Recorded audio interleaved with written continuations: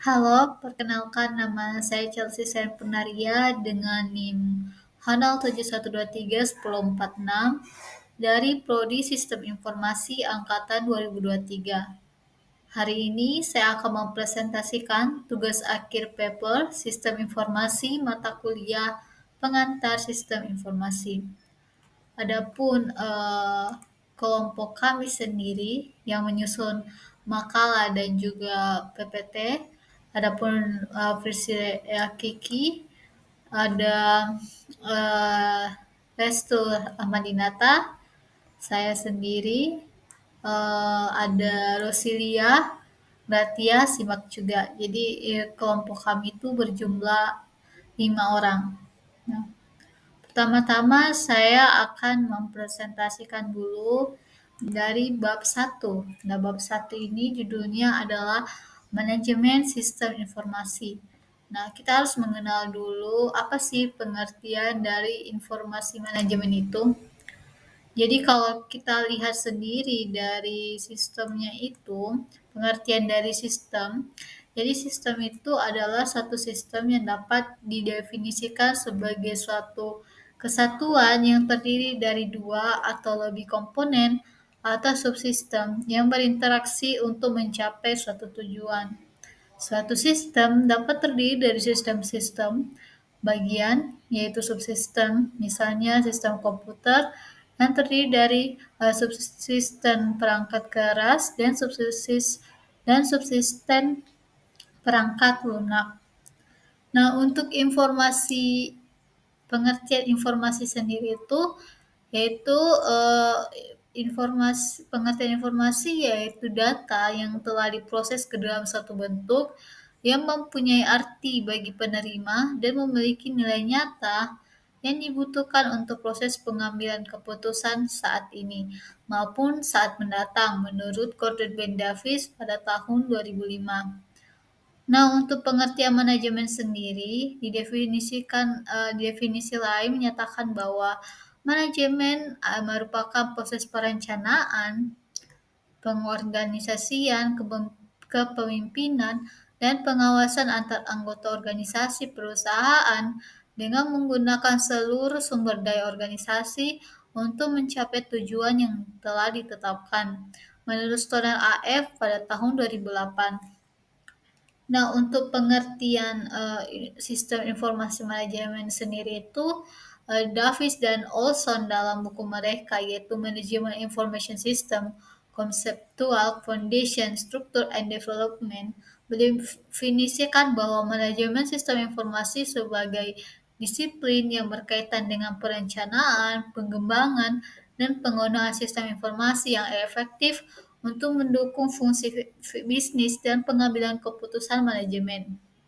Nah, bagaimana sih deskripsi sistem informasi pendukung level organisasi itu? Jadi ada tahapannya, yaitu sistem informasi operasional atau operational level system, sistem informasi manajerial atau manajemen level system, terus sistem informasi strategis atau strategic level system, terus sistem informasi pendukung keputusan ada decision support system atau DSS, lalu sistem informasi kelompok atau group information system atau sistem kerjasama atau collaborative system.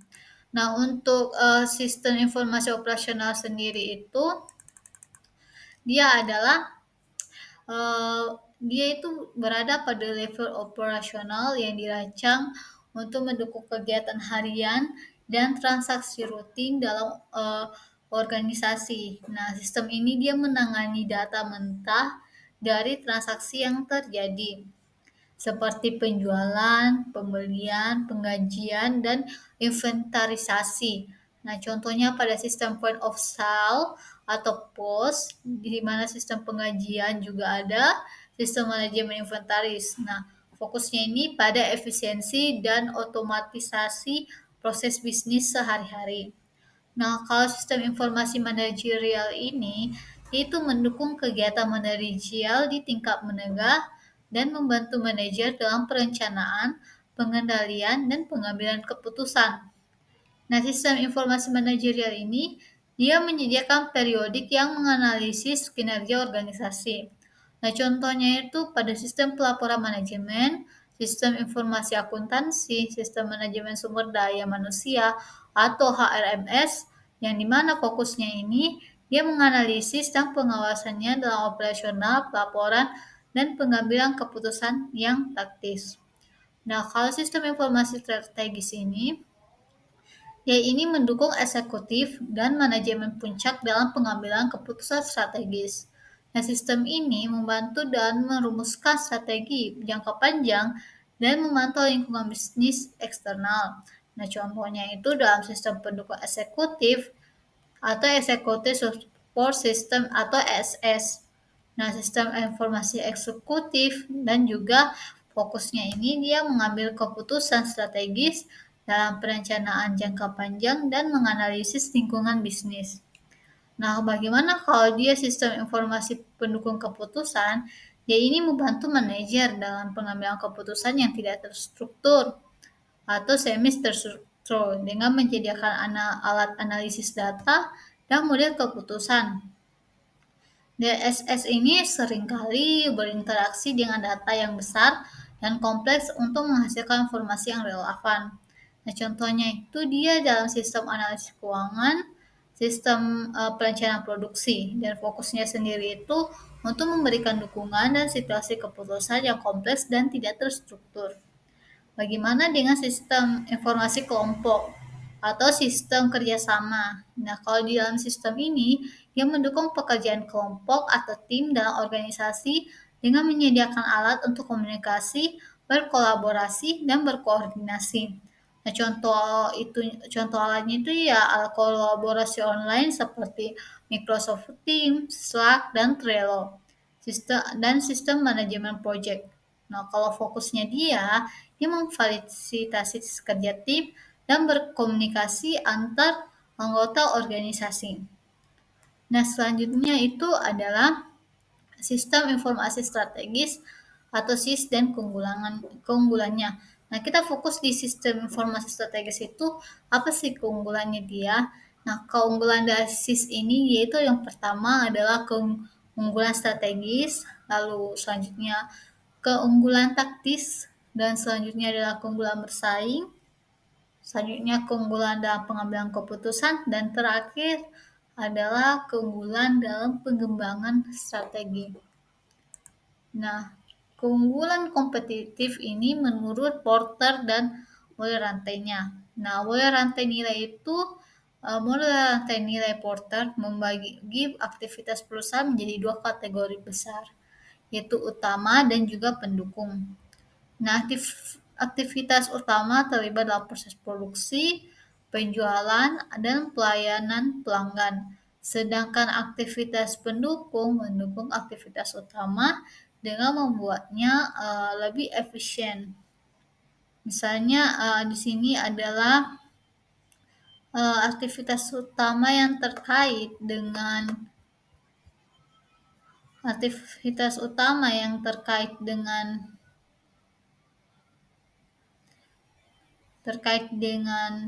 rantai nilai Porter itu meliputi inbound logistik. Yang pertama itu adalah inbound logistik.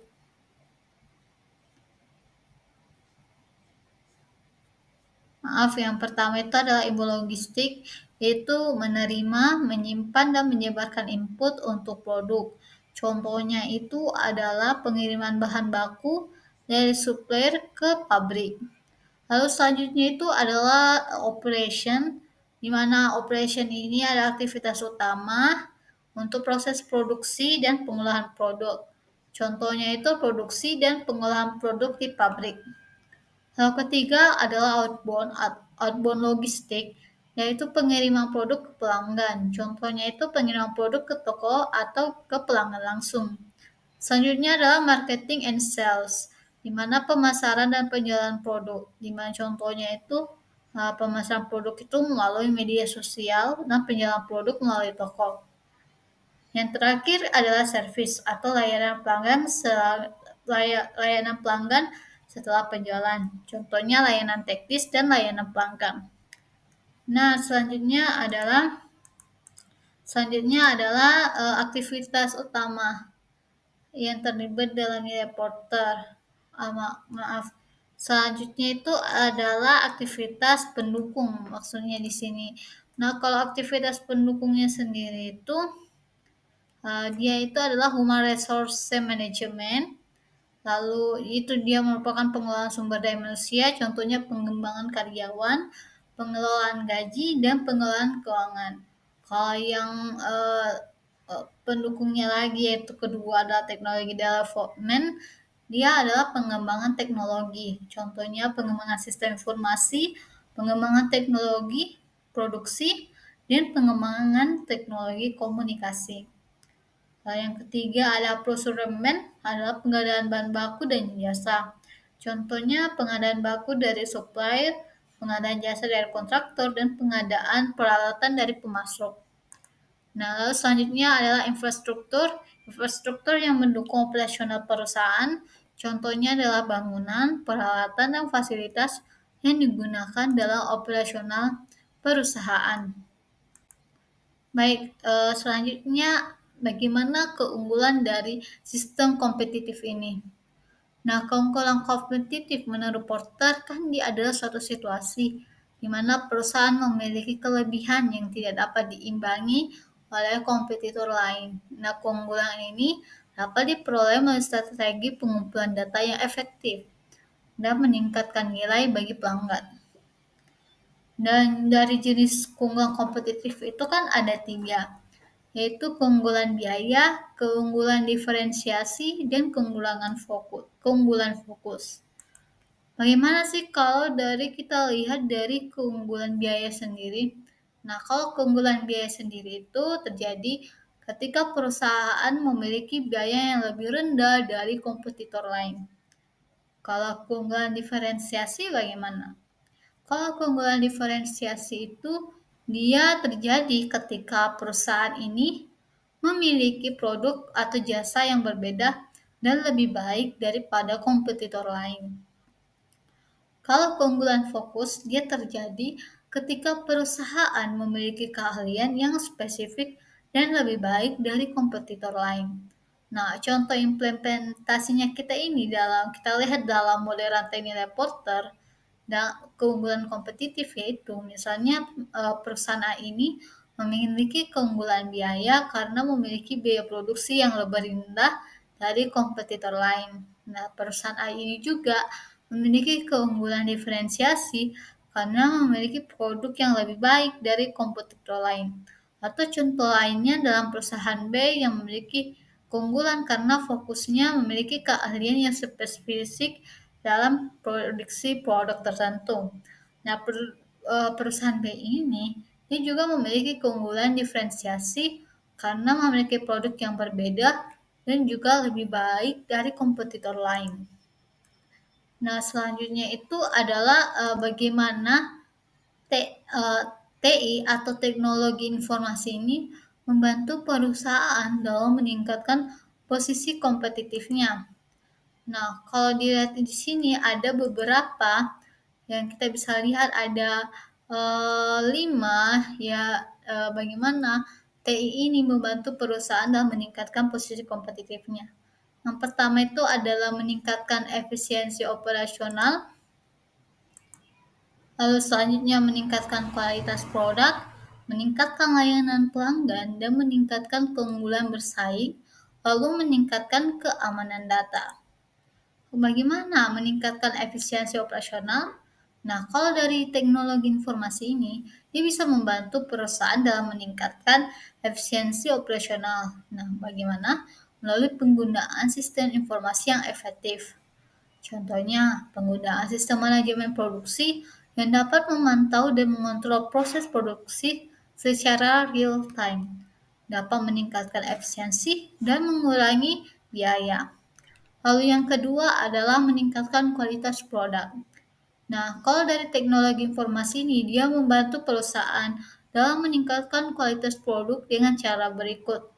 Jadi ada 2 caranya, yaitu penggunaan sistem manajemen kualitas dan penggunaan teknologi pengolahan data. Bagaimana penggunaan sistem manajemen kualitas? Nah, sistem manajemen kualitas ini dia dapat membantu perusahaan dalam mengawasi dan mengontrol proses produksi serta memantau kualitas produk secara real time. Nah, kalau penggunaan teknologi pengolahan data, ini dapat membantu perusahaan dalam menganalisis data dan membuat keputusan yang lebih baik sehingga dapat meningkatkan kualitas produk. Lalu yang ketiga, meningkatkan layanan pelanggan. Nah, TI ini bisa membantu perusahaan dalam meningkatkan layanan pelanggan dengan cara beberapa berikut. Itu kedua, ada dua yaitu menggunakan sistem manajemen layanan. Nah, lalu yang kedua adalah menggunakan teknologi komunikasi. Nah, bagaimana menggunakan sistem manajemen layanan? Dia bisa membantu perusahaan dalam mengawasi dan mengontrol layanan pelanggan serta memantau kepuasan perusahaan secara real time. Kalau dari penggunaan teknologi komunikasi, dia dapat membantu perusahaan dalam meningkatkan interaksi dengan pelanggan, seperti melalui aplikasi chatting atau email. Lalu selanjutnya adalah meningkatkan keunggulan bersaing. Nah, ada dua cara juga, dia menggunakan sistem informasi strategis dan menggunakan teknologi pengolahan data. Kalau menggunakan sistem informasi strategis yaitu statistis itu dapat membantu perusahaan dalam mengidentifikasi peluang dan juga ancaman serta membuat keputusan yang lebih baik. Kalau pengolahan data tadi itu sudah disebutkan bahwa dia membantu perusahaan dalam menganalisis data dan membuat keputusan yang lebih baik sehingga meningkatkan keunggulan bersaing. Bagaimana dengan meningkatkan keamanan data? Yaitu dengan dua cara juga, yaitu menggunakan sistem keamanan data dan menggunakan teknologi enkripsi. Kalau menggunakan sistem keamanan data, berarti dia melindungi data dari ancaman cyber serta memantau keamanan data secara real time. Kalau menggunakan teknologi enkripsi, dia membantu perusahaan dengan cara melindungi data dengan cara juga mengeskripsi datanya, sehingga hanya orang yang berwenang yang dapat mengakses data tersebut. Baik, selanjutnya adalah 5 strategis bagaimana perusahaan bisa mencapai keunggulan kompetitif. Yang pertama adalah strategi kepemimpinan dalam biaya atau cost leadership strategy. Nah, cost leadership strategi itu adalah menciptakan keunggulan kompetitif dengan memproduksi produk atau jasa dengan biaya terendah dalam industri. Lalu kedua adalah strategi diferensiasi atau differentiation strategi. Dia ini menciptakan keunggulan kompetitif dengan menawarkan produk atau jasa yang berbeda dan lebih baik daripada pesaingnya. Bagaimana dengan strategi inovasi atau innovation strategi? Yaitu menciptakan keunggulan kompetitif dengan mengembangkan produk atau jasa yang baru dan berbeda dengan produk atau jasa yang ada di pasar. Bagaimana dengan strategi pertumbuhan atau growth strategy? Nah, strategi pertumbuhan ini dia menciptakan keunggulan kompetitif dengan meningkatkan penjualan dan pendapatan melalui strategi pertumbuhan. Lalu yang kelima adalah strategi persekutuan atau fokus strategi. Ini menciptakan keunggulan kompetitif dengan fokus pada segmen pasar tertentu dan suatu kelompok masyarakat. Nah, baik, selanjutnya adalah kita membahas mengenai bagaimana sistem informasi ini dikelola dan bagaimana peran Departemen Sistem Informasi dan pengguna akhirnya. Nah, sistem informasi dikelola melalui beberapa tahap dan peran yang terlibat, termasuk dalam Departemen Sistem Informasi dan pengguna akhirnya. Bagaimana berikut ini adalah penjelasannya. Jadi tahapan pengelolaan sistem informasi itu kan yang pertama adalah pengembang sistem.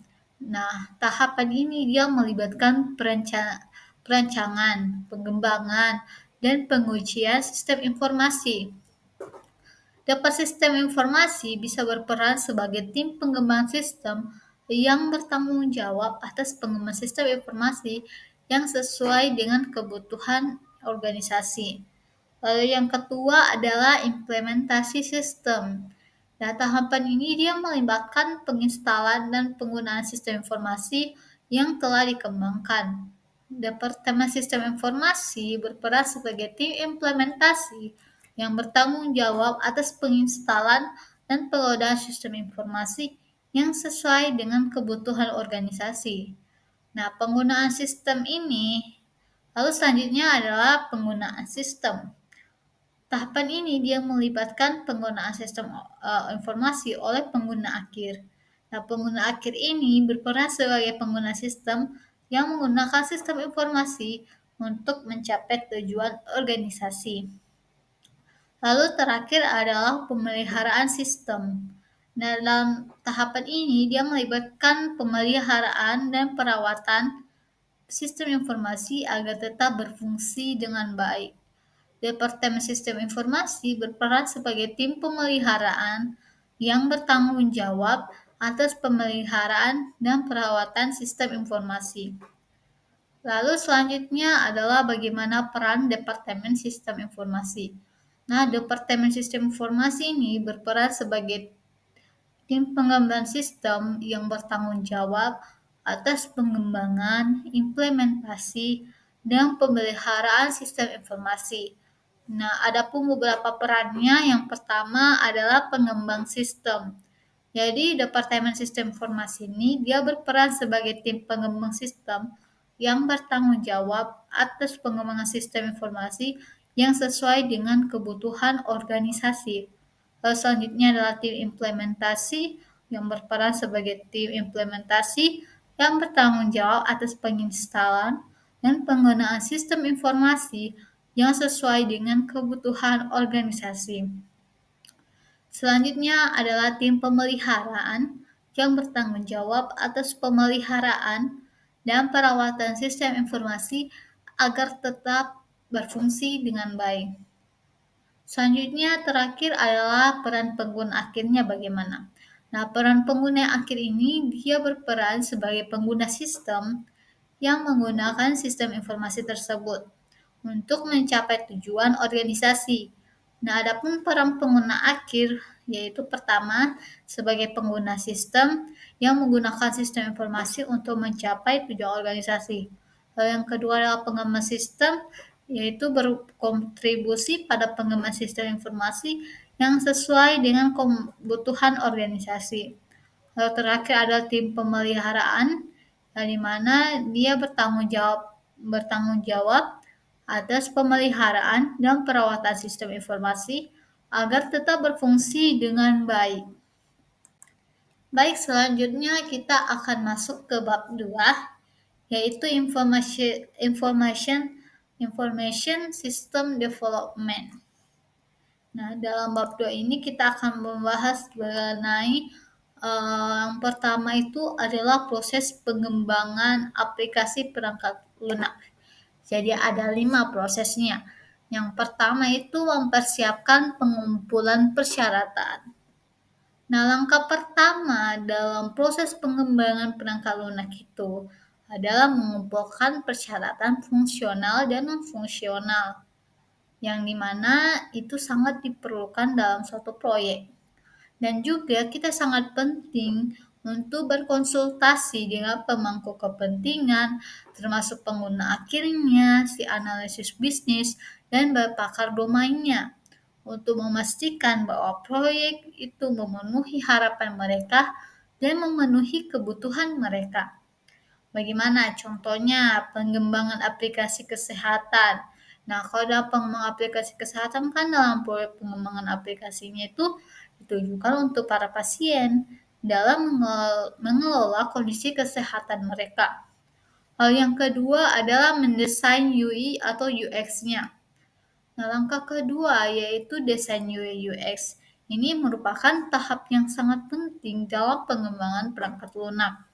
Nah, karena pada tahap ini itu adalah dasar untuk tampilannya, bagaimana nuansanya, dan interaksi pengguna dengan aplikasi yang diletakkan. Nah, tujuan utamanya itu kan untuk menciptakan antarmuka yang intuitif dan menarik serta memastikan pengalaman pengguna yang mulus dan menyenangkan. Fase ini melibatkan beberapa langkah dan memerlukan kerjasama yang erat antar desainer, pengembang, dan juga pemangku kepentingan. Nah, biasanya langkah-langkah utamanya yaitu riset dan analisis, arsitektur informasi, wireframing, mock-up, prototyping, dan penyerahan desain. Nah, contohnya misalnya pengembangan aplikasi pendidikan online.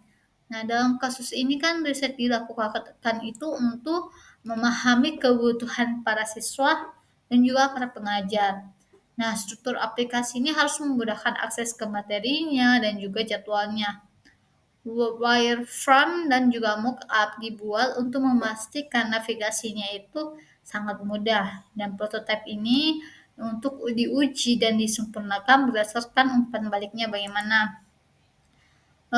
Desain akhir ini akan diserahkan ke tim pengembangan dengan perhatian pada aksesibilitas dan kemudahan pengguna di berbagai perangkat. Lalu selanjutnya itu adalah pengkodean. Pengkodean ini merupakan angka ketiga yang dimana juga ini merupakan tahapan yang penting. Dimana kan persyaratan project dan desain UI UX itu kan diubah menjadi kode fungsional. Nah, pengembangan ini menggunakan bahasa pemrograman dan kerangka kerja yang sesuai dengan menulis kode yang bersih, efisien, dan mudah dipelihara. Kerjasama tim ini juga harus sangat baik dan sangat penting untuk konsisten dan penyelesaian masalah selama proses ini. Nah, langkah-langkahnya dalam proses pengkodean itu yang pertama, memilih tumpukan teknologi. Yang kedua, menyiapkan lingkungan pengembangan. Yang ketiga, menetapkan standar pengkodean. Keempat, mengimplementasikan arsitektur aplikasi. Dan kelima, mengembangkan fitur dan fungsionalitas. Dan ketujuh, tinjau kode dan terakhir. Kedelapan, refactoring. Dan terakhir adalah pengujian unit dan integrasi. Lalu selanjutnya adalah tinjau project dengan tahap QA. Nah, langkah keempat ini kan tadi yaitu tinjau project dengan tahap QA, yang mana dia ditujukan untuk mengidentifikasi dan memperbaiki cacatnya, kerentanannya, dan masalah lain yang sebelum diterapkan. Nah, QA ini menguji aplikasi secara menyeluruh menggunakan pengujian unit, integrasi, dan end-to-end. Mereka juga melakukan pengujian kegunaan dan kinerja untuk memastikan produk memenuhi standar kualitas yang diinginkan. Lalu yang kelima adalah penerapan dan pemeliharaan. Ini merupakan langkah akhir yang melibatkan peluncuran aplikasi ke server publik, App Store, dan juga atau saluran distribusi yang lain. Nah, setelah diterapkan, fase pemeliharaan ini akan dimulai untuk memastikan aplikasinya itu tetap stabil, berkinerja dengan baik, dan relevan. Langkah-langkah dalam penerapan dan pemeliharaannya itu yaitu pengaturan lingkungan, CI/CD, pengoptimalan kinerja, pemantauan dan logging, perbaikan dan pembaruannya bagaimana, penskalaan dan dokumentasinya bagaimana. Selanjutnya kita masuk ke pembahasan berikutnya, yaitu perbedaan antara metodologi perangkat lunak. Nah, metodologi perangkat lunak itu adalah prosedur, teknik, atau langkah yang dilakukan oleh tim pengembangan perangkat lunak untuk memastikan proses pengembangan perangkat lunak ini berjalan secara terorganisir dan terstruktur. Ada dua metodologi utama serta perbedaan di antara mereka.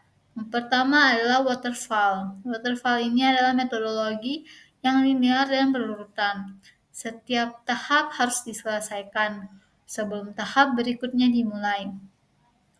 Lalu selanjutnya adalah Agile. Agile itu adalah metodologi iteratif dan inkremental yang berfokus pada kolaborasi tim, umpan balik cepat, dan kemampuan beradaptasi terhadap perubahan. Baik, selanjutnya kita masuk ke pembahasan jenis bahasa pemrograman yang digunakan oleh perangkat lunak. Nah, kita harus mengerti dulu apa itu sih bahasa pemrograman. Nah, bahasa pemrograman merupakan media yang penghubung bagi programmer atau pengembang website untuk berkomunikasi dengan komputer. Nah, bahasa pemrograman itu terdiri dari beberapa regulasi yang memungkinkan nilai string untuk diubah menjadi beberapa metode dalam menghasilkan matching coding, bahasa pemrograman visual, elemen grafis, dan sebagainya. Fungsi dari bahasa pemrograman adalah untuk menulis program komputer dengan cara memberikan instruksi kegiatan komputasi. Bahasa pemrograman dapat mengatur kontrol perangkat internet ke perangkat eksternal. Nah, bahasa pemrograman ini juga memungkinkan manusia untuk mengkomunikasikan instruksi mesin dan sebagainya. Bahasa pemrograman juga ini dapat mengkomunikasikan kegiatan pengguna komputer secara presisi. Tentu sangat berbeda dengan bahasa antar manusia ke komputer, di mana mungkin ada ambiguitas perintah. Nah, komputer yang pasti menjalankan perintah sesuai yang harus didapat dalam menerima kode yang tepat. Dan disinilah seorang programmer dalam mengoperasikan bahasa pemrograman. Nah, kebutuhan akan bahasa pemrograman ini sangat tinggi karena kebutuhan perintah yang komputer itu sudah semakin lebih kompleks. Nah, programmer ini harus dapat memberi perintah sederhana untuk mengurangi kadar kerumitan yang akan diterima komputer, yaitu melalui bahasa pemrograman. Nah, berikut beberapa jenis pemrograman yang pasti dapat digunakan dalam berbagai aplikasi dan harus dikuasai oleh para programmer sebagai berikut. Yang pertama tadi kita bisa lihat di sini ada Python. Nah, Python itu dia merupakan bahasa pemrograman untuk otomatisasi data dan analisis untuk situs web dan perangkat lunak. Karakternya juga sangat umum sehingga dapat digunakan dalam pembuatan program yang berbeda-beda. Populernya untuk pengembangan web, data science, AI, machine learning, dan scripting. Python dikenal karena sintaksnya yang mudah dan sangat mudah digunakan. Kalau JavaScript ini dia merupakan salah satu terpopuler juga untuk berbagai situs. Selain mudahnya dipelajari, JavaScript juga merupakan bahasa pemrograman yang paling dasar, di mana dia perintah mudah dimengerti oleh komputer. Visual Basic juga digunakan untuk aplikasi yang sangat sederhana. Digunakan untuk pengembangan web front-end dan back-end. JavaScript adalah bahasa utama untuk pengembangan aplikasi yang interaktif. Lalu selanjutnya ada C. C ini digunakan untuk pengembangan sistem operasi, seperti perangkat kelas dan aplikasi dengan kebutuhan kinerja yang tinggi. Nah, C ini memberikan kontrol langsung atas memori dan juga hardware-nya. Kalau C++ atau ini merupakan pemrograman lintas platform yang digunakan untuk membuat aplikasi dengan kinerja yang tinggi untuk sumber daya sistem dan juga memori game. Nah, aplikasi ini memerlukan kinerja yang tinggi. C++ adalah perpanjangan dari C dengan dukungan untuk pemrograman yang berorientasi objek. Kalau Visual Basic itu dia adalah produknya dari Microsoft, di mana bahasa pemrograman ini dia memiliki karakter event driven. Sesuai namanya, bahasa pemrograman ini adalah yang paling dasar, di mana perintah mudah dapat dimengerti oleh komputer dan juga Visual Basic ini digunakan untuk aplikasi yang sangat sederhana. Kalau HTML, dia merupakan kepanjangan dari Hypertext Markup Language. Itu adalah bahasa yang digunakan untuk membuat dan menyusun halaman web. Jadi ini merupakan fondasi dari semua situs webnya di internet dan berfungsi sebagai kerangka dasar untuk menyajikan teks, gambar, dan elemen lainnya di browser web. Bahasa pemrograman yang satu ini adalah paling standar. Bahkan pemula pun dapat membuat website dengan mudah ya, dengan jenis bahasa HTML ini. Kalau PHP dia ini digunakan sebagai bahasa pemrograman untuk situs yang interaktif dan desain yang dinamis. Jadi PHP digunakan sangat masif oleh para web developer. Selain gratis juga, PHP ini juga dia efisien. Kalau CSS ini dia memberi style pada dokumen HTML. Maksudnya ini CSS dapat mendeskripsikan bagaimana elemen HTML ini harus tampil. Kalau Go ini juga paling tinggi yang dirancang oleh Google. Dia untuk menjaga keamanan memori, struktur typing, garbage collection, serta konkurensi CSS style. Bagaimana dengan SQL? SQL ini dia terkait dengan database ya. Tujuannya adalah menyimpan dan mengambil serta mengelola, memanipulasi data dalam database sistem manajemen. Oke, selanjutnya kita akan membahas mengenai masalah seputar pengembangan situs web dan aplikasi seluler. Jadi ada 5, yaitu pengalaman pengguna UX dan antarmuka pengguna. Apa sih masalahnya itu? Nah, kalau masalah utama itu kan dalam pengembangan situs web dan aplikasi seluler yaitu banyaknya aplikasi tidak dioptimalkan untuk layar kecil seperti smartphone yang menyebabkan kesulitan pengguna pada perangkat seluler. Selain itu, kurangnya perhatian terhadap tipografi dengan warna yang nyaman dapat menyebabkan ketidaknyamanan bagi pengguna. Navigasi yang tidak intuitif juga seringkali membuat pengguna kesulitan untuk menemukan informasi yang mereka cari, sehingga mengurangi pengalaman pengguna atau UX secara keseluruhan. Sebagian besar ya perusahaan juga itu belum mengadopsi desain modern yang efektif dan masih belum memisahkan dengan jelas peran pengembang dan desainer UI UX yang dapat mengakibatkan desain ini kurang optimal. Jadi akibatnya itu banyak aplikasi yang menghadapi tingkat adopsi yang rendah dari pengguna karena masalah UI UX ini ya. Selanjutnya adalah stabilitas. Nah, stabilitas ini sebenarnya bukan tentang kinerja atau efisiensi pengguna daya komputasi dan bandwidth. Ini berkaitan dengan bagaimana beban dibagi di antara server. Sehingga ketika lalu lintas ke halaman perangkat itu, server tambahan dapat ditambahkan untuk menyeimbangkan beban tersebut. Nah, idealnya aplikasi ini harus dirancang untuk bekerja pada beberapa server, bukan hanya satu. Nah, untuk mencapai hal ini penting untuk menggunakan arsitektur berorientasi layanan atau SOA.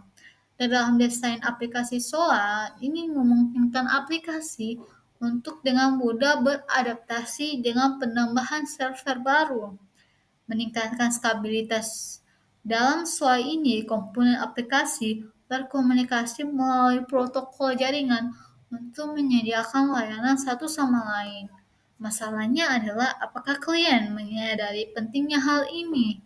Banyak klien mungkin hanya mengandalkan pengembang yang ahli dalam database dan pemrograman front-end untuk mendesain seluruh aplikasi atau bahkan menggunakan desainer lepas. Nah, ketika tiba saatnya untuk melakukan modernisasi, ini bisa menjadi tantangan besar karena sulit untuk memahami arsitektur aplikasi yang telah dibuat. Lalu yang ketiga adalah kinerja. Nah, secara umum kecepatan aplikasi ini juga sangat penting untuk kesuksesan sebuah aplikasi. Namun seringkali aplikasi ini sangat lambat menyalakan perangkat keras sebagai penyebab utamanya. Padahal aplikasi modern sekarang kini jauh lebih ringan loh, dan jika dirancang dengan baik dapat memberikan kinerja yang optimal. Nah, masalah kinerja ini seringkali disebabkan oleh berbagai faktor seperti kode yang ditulis dengan buruk, basis data yang tidak dioptimalkan, pertumbuhan data yang tidak terkelola, lonjakan lalu lintas, distribusi muatan yang buruk, konfigurasi default yang tidak sesuai, dan layanan pihak ketiga yang sangat lambat. Nah, tidak satu pun dari masalah ini sebenarnya berhubungan dengan perangkat keras. Saat ini perangkat keras itu sudah sangat maju dan juga canggih. Tapi sebagian besar masalah kinerja ini karena disebabkan oleh desainer arsitektur yang buruk, konfigurasi aplikasi yang salah, development yang tidak efisien, pengembang yang menulis kode dengan sangat buruk, dan desain basis data yang kurang baik. Hal yang keempat adalah pengetahuan tentang framework dan platform modern. Nah, kalau di masalah ini, itu kan framework kerja itu kan adalah fondasi untuk pengembangan bahasa pemrograman. Nah, framework ini dia meningkatkan kinerja, menawarkan pustaka pengkodean, dia memperluas kemampuan sehingga pengembang tidak perlu menulis kode aplikasi web dari awal. Nah, framework ini dia menyediakan fitur seperti model, API, potongan kode, prefab, layanan web, koneksi basis data, dan elemen lainnya untuk mengembangkan aplikasi yang dinamis. Nah, beberapa framework yang memberikan pendekatan pembangunan yang kaku yang lebih fleksibel contohnya itu kan seperti Ruby on Rails dan Django Python, serta lingkungan yang pengembangan low-code integrasi seperti Salesforce, Webmaker, OutSystem, dan Mendeley yang sangat membantu bagi pengembang yang berpengalaman. Namun, memilih framework atau platform yang tepat bukan hanya tentang mana yang terbaik. Tantangan yang dihadapi itu kan dia meliputi keterampilan teknis yang tersedia, kurva pembelajaran bagaimana, biaya pelatihan yang mahal, serta opsi penggunaan penyesuaian dan risiko login dengan pelangganan atau lisensi yang mungkin ada. Nah, masalah utamanya adalah menemukan keseimbangan antara kemudahan penggunaan, fleksibilitasnya, biaya dan kemampuan penyesuaian untuk memastikan pengembangan aplikasi yang efisien dan efektif. Lalu yang terakhir adalah kualitas penyedia. Nah, banyak sekali penyedia yang agresif menawarkan layanan pengembangan aplikasi. Namun, seringkali mereka tidak memiliki kantor fisik dan mengandalkan freelancer. Developer dan desainer yang berbakat biasanya tidak tertarik bekerja di perusahaan semacam ini karena mereka mencari lingkungan yang profesional dan sistematif untuk mendukung kalian dan karir mereka. Kualitas penyedia layanan yang buruk dan lingkungan kerja yang tidak mendukung menghasilkan developer yang kurang kompeten, yang pada akhirnya menghasilkan aplikasi yang berkualitas rendah. Sebaliknya, lingkungan yang baik dan penyedia yang berkualitas akan menarik developer berbakat dan menghasilkan aplikasi yang berkualitas tinggi. Pengembangan situs web dan aplikasi seluler penuh dengan tantangan yang memerlukan pendekatan strategis dan penggunaan alat yang tepat, mulai dari pengalaman pengguna, skabilitas, kinerja, pengetahuan tentang framework dan platform modern, kualitas penyedia. Nah, manajemen proyek yang efektif dan pemeliharaan berkelanjutan juga sangat penting untuk kesuksesan jangka panjang. Dengan memahami dan mengatasi masalah ini, pengembang dapat menghasilkan produk yang berkualitas tinggi dan memuaskan kebutuhan pengguna di era digital yang semakin maju. Lalu selanjutnya adalah 4 kebijakan implementasi utama. Yang pertama, kebijakan keamanan. Kedua, kebijakan pemeliharaan dan dukungan. Ketiga, kebijakan pengguna dan akses. Lalu yang keempat adalah kebijakan skabilitas dan kinerja. Baik, selanjutnya kita masuk ke bab 3, Information System Development yang kedua. Kita akan membahas mengenai globalisasi. Pertama, kita akan membahas mengenai konsep globalisasi. Nah, konsep globalisasi telah didefinisikan dengan berbagai cara selama bertahun-tahun. Beberapa konotasi pengertian mengacu pada kemajuan, pengembangan dan stabilitas, integrasi dan kerjasama, sementara yang lain mengacu pada kemunduran, kolonialisme dan destabilisasi. Meskipun terdapat tantangan dalam mendefinisikan istilah ini, globalisasi membawa banyak agenda yang tersembunyi. Ideologi politik seseorang, lokasi geografis, status sosial, latar belakang, budaya, secara afiliasi etnis dan agama yang melatar belakangi bagaimana globalisasi ini diinterpretasikan. Nah, peran IT dalam globalisasi.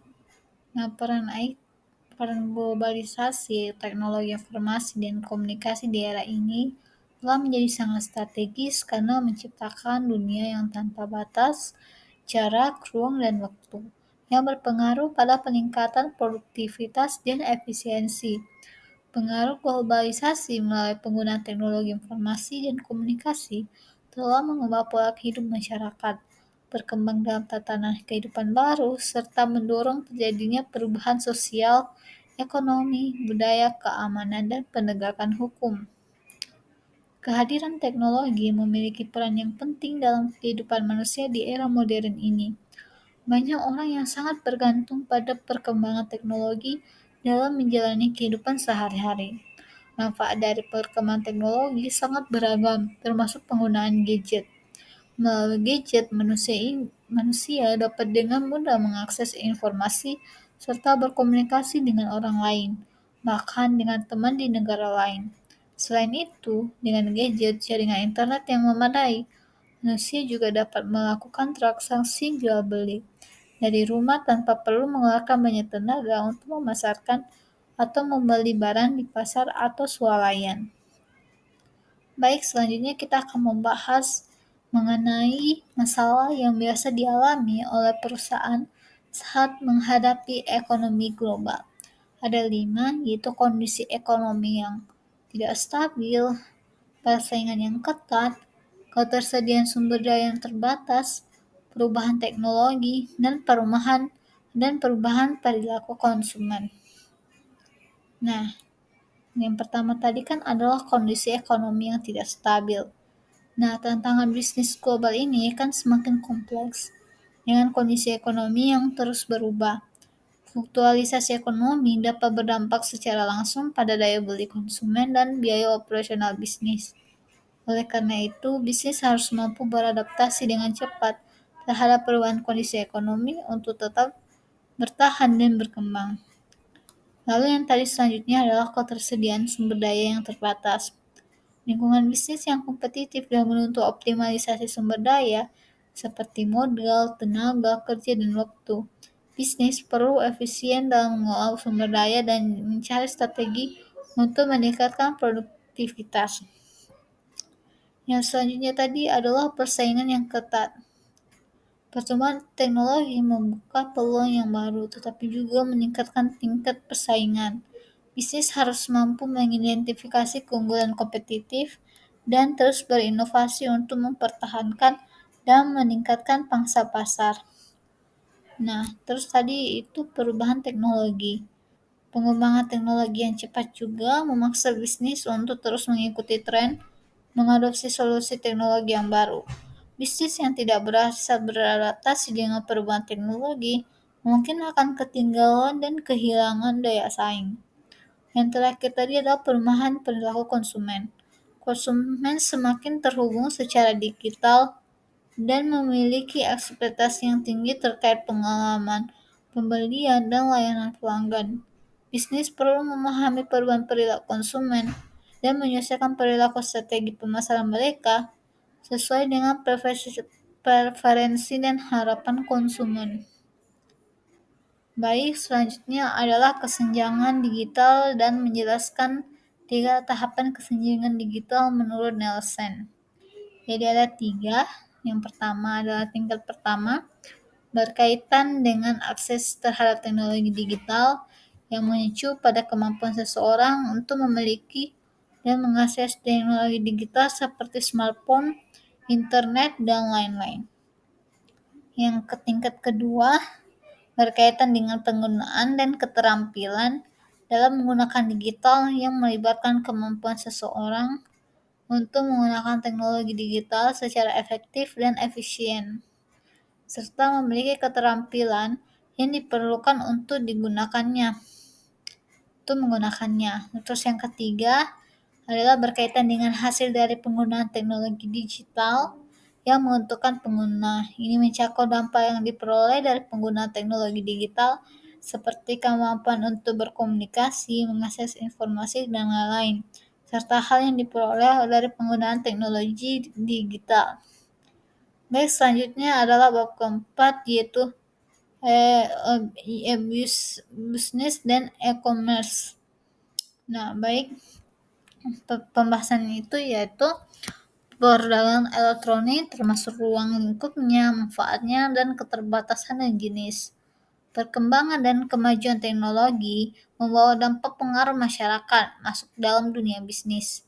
Dari situlah sehingga munculnya serta mengembangkan bisnisnya itu disebut e-business. Secara e-business adalah istilah yang digunakan untuk menggambarkan segala aktivitas bisnis yang dilakukan secara elektronik atau melalui internet. Bentuk dari e-business ini adalah e-commerce. Nah, e-commerce itu dengan kepanjangan elektronik e-commerce yang diartikan sebagai perdagangan secara elektronik, yang merupakan sebuah aktivitas maupun kegiatan dalam melakukan penyebaran, penjualan, pembelian, hingga pemasaran produk berupa barang maupun jasa yang menggunakan jaringan telekomunikasi untuk memudahkan aktivitasnya seperti internet, televisi, dan jaringan komputer lainnya. E-commerce kini berkembang secara pesat yang dimana mampu menyaingi toko-toko tradisional. Baik, kita bahas ruang lingkupnya. Yang pertama adalah enterprise management, yang berarti dia menghubungkan divisi-divisi yang ada dalam perusahaan dengan cara mengalirkan informasi dari satu tempat ke tempat lainnya melalui media elektronik atau digital, atau disebut dengan flow of information. Yang kedua adalah linking with suppliers, yang berarti dia menghubungkan sebuah perusahaan dengan satu atau keseluruhan mitra bisnisnya secara elektronik agar pemesanan dan atau pengadaan bahan mentah baku produksi dapat dilakukan seefisien mungkin. Yang ketiga adalah linking with distributor atau retailer, yang berarti menghubungkan perusahaan dengan para distributor, wholesalers, maupun retailer yang bertanggung jawab untuk menyuplai produk dari perusahaan ke tangan pelanggan.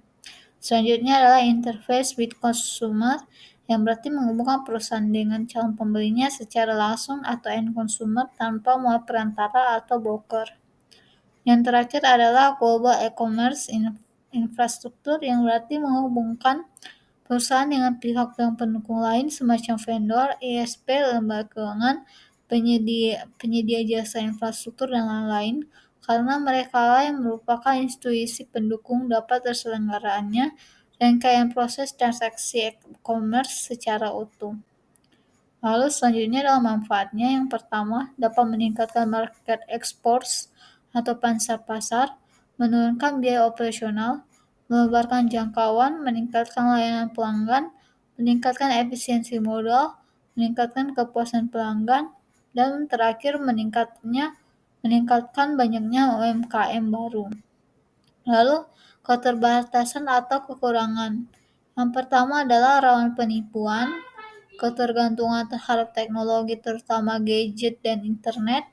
Yang ketiga, undang-undang yang mengatur e-commerce masih kurang memadai, pelanggan yang tidak dapat menyentuh atau mencoba langsung barang yang ingin dibelinya, hilangnya privasi, cakupan wilayah, serta identitas tersebar luar. Akses e-commerce hanya dapat dilakukan oleh orang yang memiliki gadget dan koneksi internet saja. Yang terakhir, berpotensi mematikan pasar konvensional.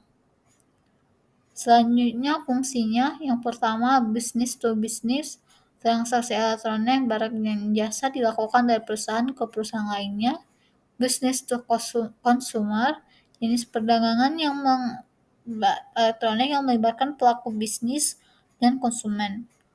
Consumer to consumer, transaksi yang dilakukan antara konsumen dengan konsumen yang meliputi seluruh transaksi elektronik barang dan jasa. Consumer to business, jenis perdagangan elektronik yang mana konsumen end to use menyediakan produk atau layanan ke suatu perusahaan. Lalu bentuk-bentuk perdagangan elektronik sendiri ada Beberapa yang pertama e-commerce, electronic shopping mall, web store, M-Dagang, L-Dagang, pemasaran daring, pemasaran elektronik, pemasaran online, pemasaran digital, pemasaran non-digital, pemasaran kombinasi, crowdsourcing atau crowdfunding, dan terakhir adalah air-purpose. Selanjutnya adalah masalah etika dan hukum berkaitan dengan e-commerce. Yang pertama, etika e-commerce ada yang kebenaran identitas, perlindungan konsumen, etika bisnis. Lalu hukum e-commerce, yang pertama kontrak elektronik, kedua perlindungan data, ketiga hak kekayaan intelektual, keempat adalah perpajakan, kelima persaingan, dan anti monopoli. Selanjutnya, bab kelima adalah etika dan privasi di sistem informasi. Pengertian etika sendiri itu, etika sistem informasi mengacu pada prinsip-prinsip moral dan standar perilaku yang digunakan untuk mengelola dan menggunakan teknologi informasi serta data yang terkait. Aspek-aspeknya itu pertama adalah privasi. Privasi sendiri merupakan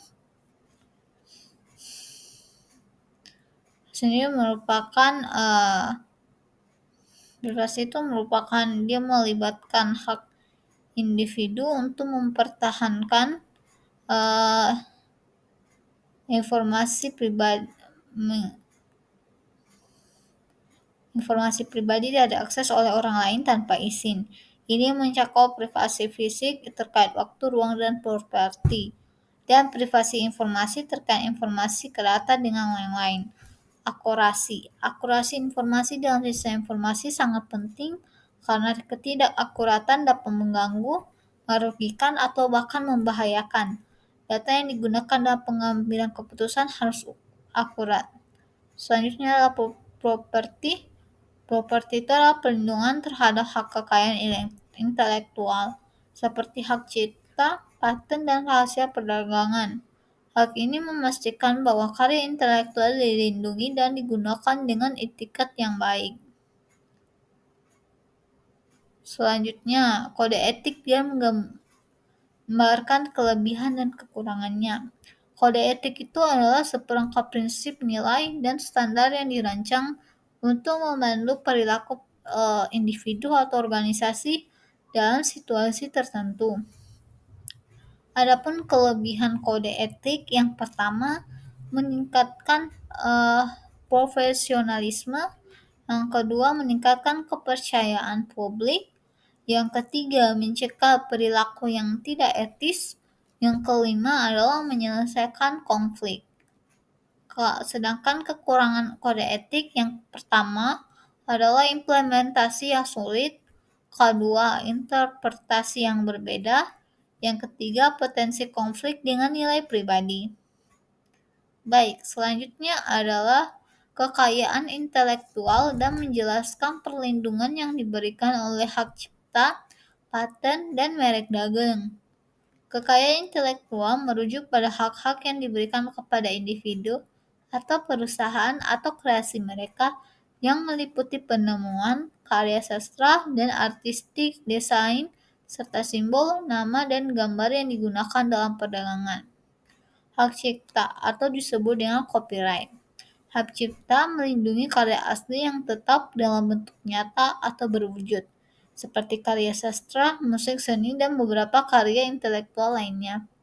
Hak eksklusif, pemegang hak cipta yang memiliki hak eksklusif untuk memperbanyak, menampilkan, dan menciptakan karya turunan dari karya aslinya.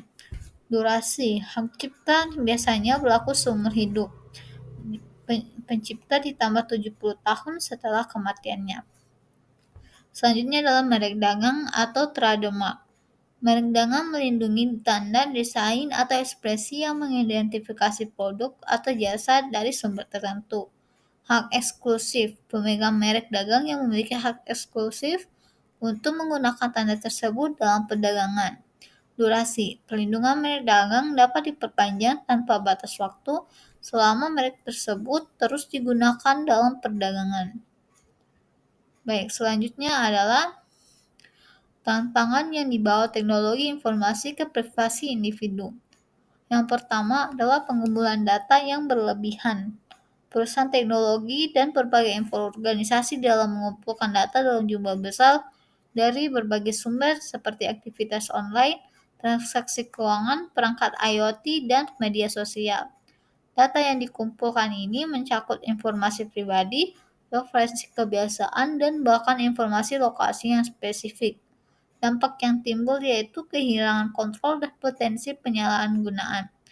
Yang kedua adalah pelacakan dan profiling. Dengan menggunakan teknologi seperti cookies, pixel tracking, dan perangkat lainnya, perusahaan dapat melacak perilaku online pengguna dan membuat profil yang sangat rinci.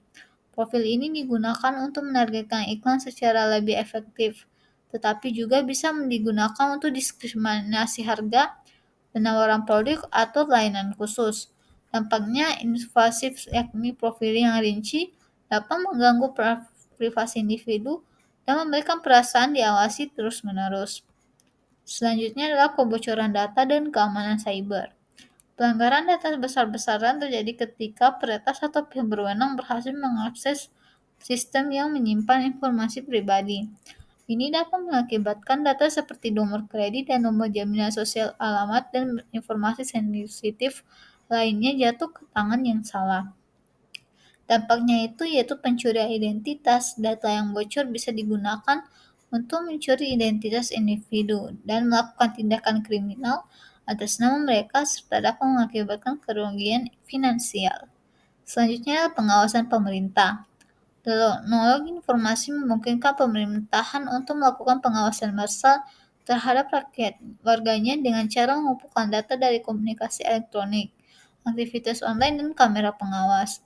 Alasan yang diberikan seringkali adalah keamanan nasional, tetapi praktik ini bisa disalahgunakan.